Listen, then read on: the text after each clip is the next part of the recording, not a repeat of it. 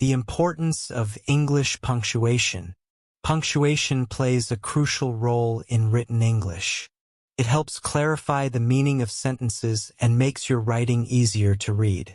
First, commas are used to separate ideas within a sentence, such as in I bought apples, bananas, and oranges.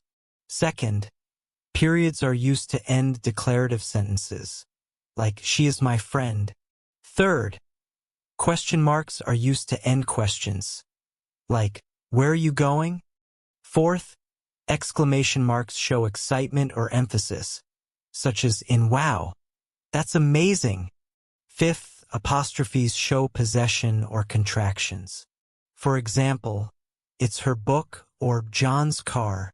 Finally, quotation marks are used to indicate direct speech, like he said, I will be there soon. Learning how to use punctuation correctly will make your writing clearer and easier to understand.